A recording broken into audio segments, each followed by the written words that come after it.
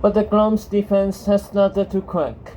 Two screams had broken into the tunnel, scooting around the lattice of bodies, stepping as well, as the Gloms tried to fend them off without losing grip on each other and collapsing the blockade. Sophie pushed the rest of her body through the notch, sliding between the legs of a big, muscled Glom, and almost knocked it straight into Guinevere and the sheriff.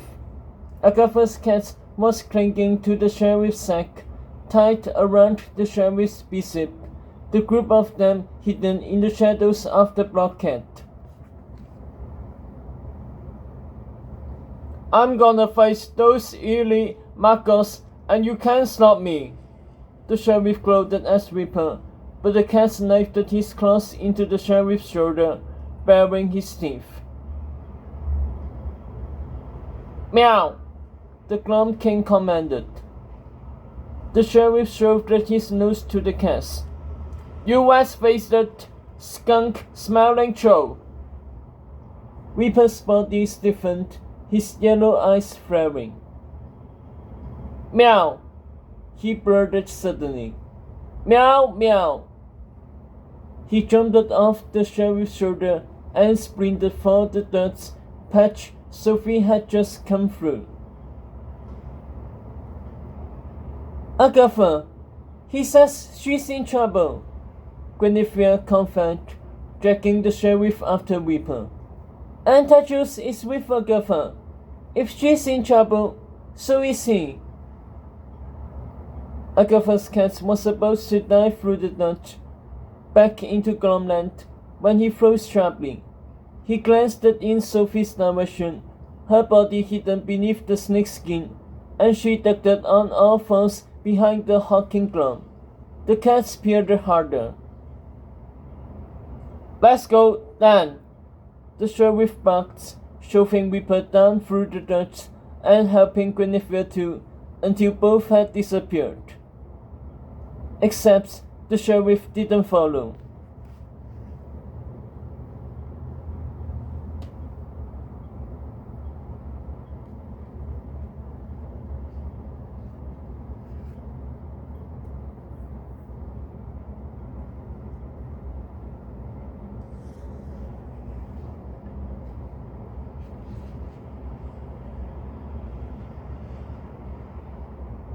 The moment the cat was gone, the sheriff flung his enchanted sack over the dust pit, so that if anyone came back for him, they'll go flying into the sack instead.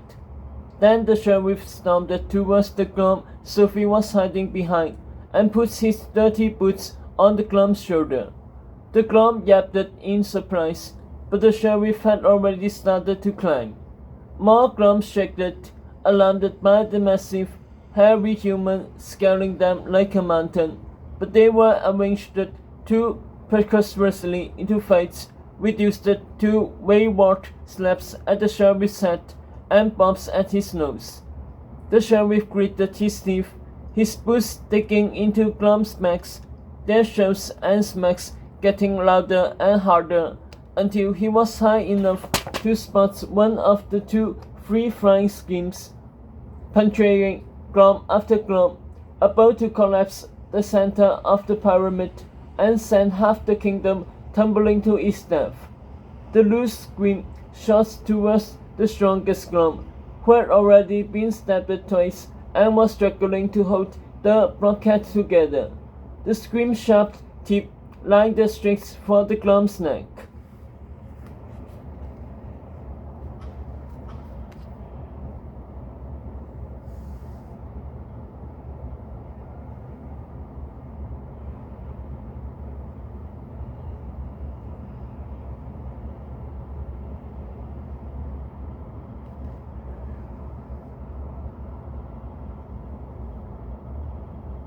The sheriff swiped the eel into his bare hand. He beat off the scream's head and spat it out, pulverized the rest of his fists, and dripped the goo into the darkness of the pit. 1,000 Gloms gaped at him. They exploded into cheers, drowning out the rumbles of the screams outside.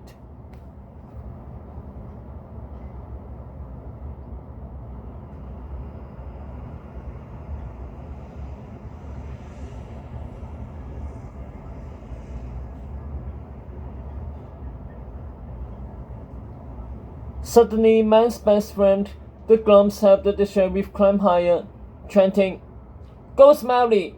Go Smiley!" in with the chorus.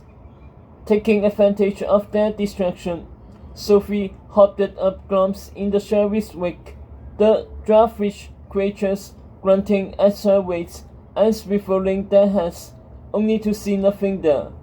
As she scaled higher, Sophie heard more vociferous cheers and glimpsed the sheriff crushing the second screen, sending its leaky guts spattering down and spraying onto Sophie's snakeskin. The Glum she was climbing gawked at the seemingly laughing group, but Sophie was already past him, chasing the sheriff, who was headed for the lid of the tree stump.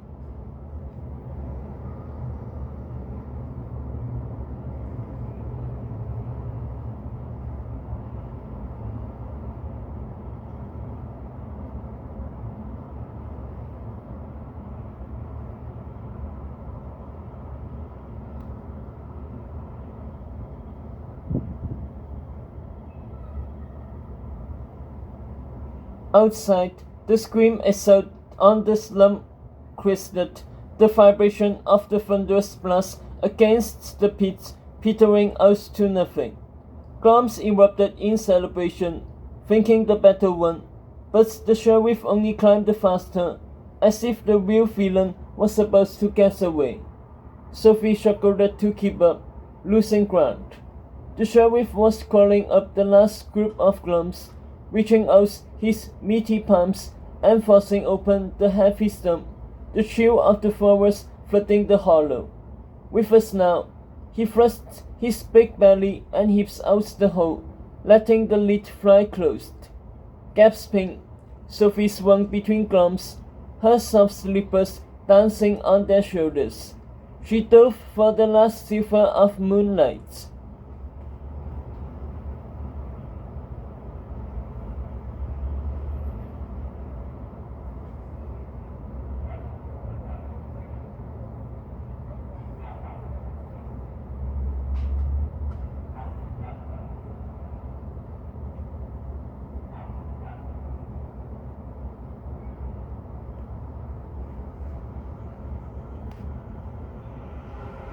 Brisk night air kissed her face before she yanked her last leg through and the stump slammed shut.